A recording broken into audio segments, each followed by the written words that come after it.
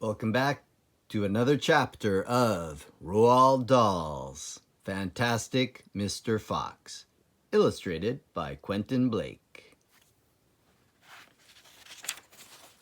The last chapter was chapter 8, The Foxes Begin to Starve.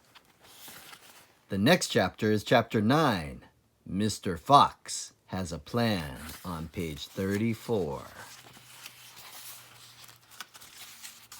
But before we go any further, let's turn the time back to when Bogus, Bunce, and Bean had gathered together 108 men who worked on their farms and had them surrounding the hole where the Fox family was hidden.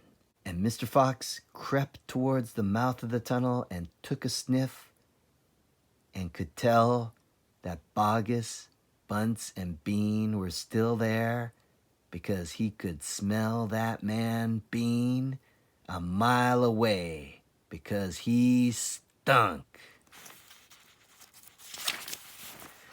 Chapter 9, Mr. Fox Has a Plan.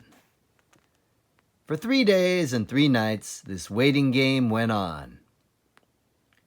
"How long can a fox go without food or water?" Bogus asked on the 3rd day. "Not much longer now," Bean told him. "He'll make a run for it soon. He'll have to." Bean was right. Down in the tunnel, the foxes were slowly but surely starving to death. "If only we could have just a tiny sip of water," said one of the small foxes. "Oh, Dad, can't you do something?" "Couldn't we make a dash for it, Dad? We'd have a little bit of a chance, wouldn't we?"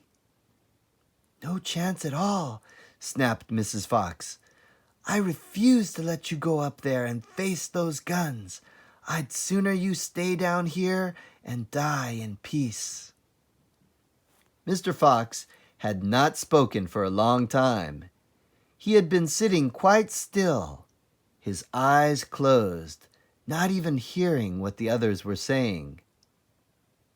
Mrs. Fox knew that he was trying desperately to think of a way out, and now, as she looked at him, she saw him stir himself and get slowly to his feet. He looked back at his wife. There was a little spark of excitement dancing in his eyes. "What is it, darling?" said Mrs. Fox quickly. "I've just had a bit of an idea," Mr. Fox said carefully. "What?" they cried. "Oh, Dad, what is it?" "Come on," said Mrs. Fox. "Tell us quickly." "Well," said Mr. Fox. Then he stopped and sighed and sadly shook his head. He sat down again. "It's no good," he said. "It won't work after all." "Why not, Dad?" "Because it means more digging, and we aren't any of us strong enough for that after 3 days and nights without food." "Yes, we are, Dad," cried the small foxes, jumping up and running to their father. "We can do it. You see if we can't. So can you."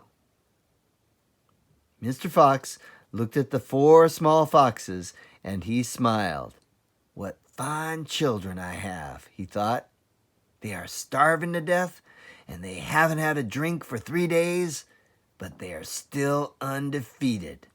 I must not let them down." I suppose we could give it a try," he said. "Let's go, Dad. Tell us what you want us to do." Slowly, Mrs. Fox got to her feet. She was suffering more than any of them from the lack of food and water. She was very weak. "I am so sorry," she said, "but I don't think I'm going to be much help." "You stay right where you are, my darling," said Mr. Fox. "We can handle this by ourselves." And our next chapter is Bogus's Chicken House #1.